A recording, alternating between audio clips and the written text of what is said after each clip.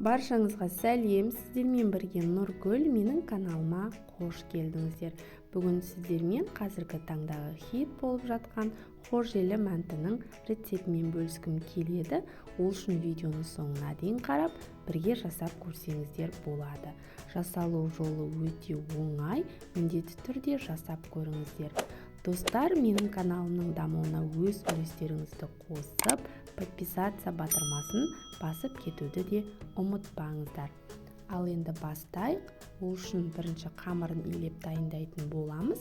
Таза ыдысымызға су, тұз және бір жұмыртқаны салып, тұзы ерігенше жақсылап араластырып аламыз.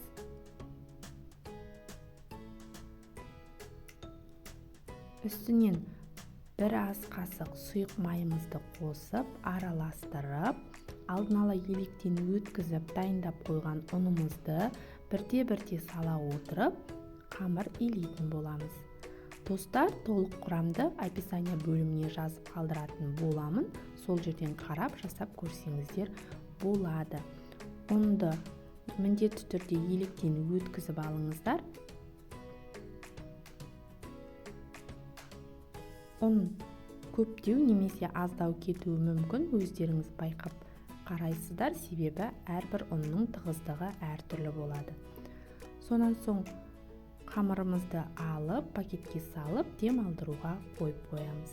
Осы арада салмасын дайындайтын боламыз. Салмасына тартылған ет, пияз және татымына қарай тұз, бұрыш, дәмдеуіштер қосып, жақсылап араластырып аламыз.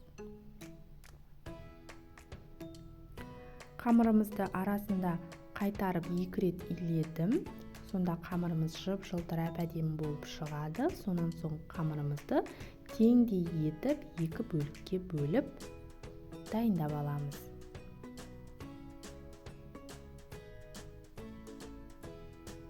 Қамырымыз жып-жылтырап әдемі болып шығады.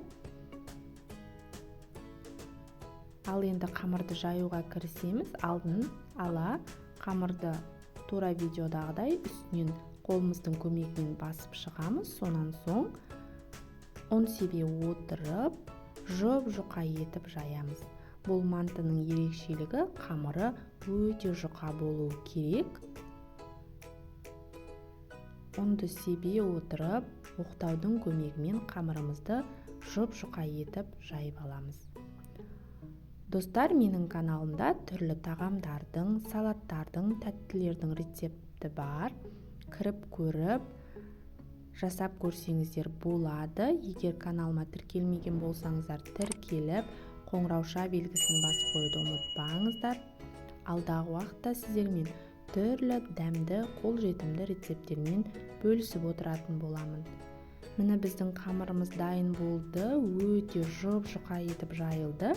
Енді оны тура видеодағыдай пышақтың көмегімен бөліктерге бөлетін боламыз. Бұл мантының ерекшелігі үлкен болып жасалады. Үлкен бөліктерге бөліп шығамыз. Тура видеодағыдай жасасаңыздар болады.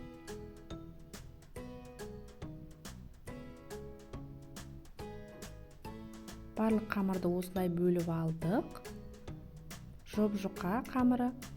Енді оған салмасын салып, шамамен бір ас қасықтай салып, барлық жеріне тегістеп жайып шығамыз. Сонан соң тура қарапайым мантыны түйгендей түйіп аламыз. Тағы біреуін жасап көрсеттім. Жасалу жолы өте оңай. Осылай түйіп дайындап аламыз. Манты қазанымызға табасын майлап, мантылерімізді бірінің үстіне бірін қойсақ та болады. Үстін майлап қоюымыз қажет, ешқандай бір-біріне жабыспайды. Дайын болған мантылерімізді қайнап тұрған суда буға 40-45 минут пісіріп аламыз.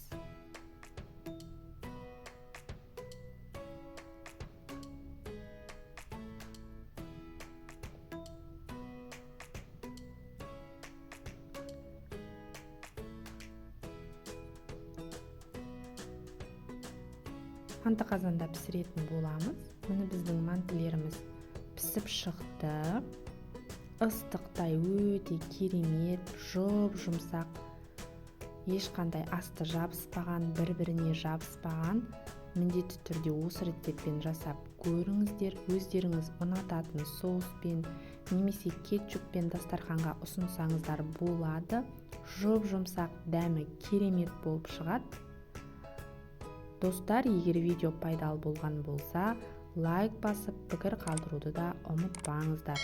Видеоны соңына дейін тамашалағандарыңызға рахмет, ас болсын.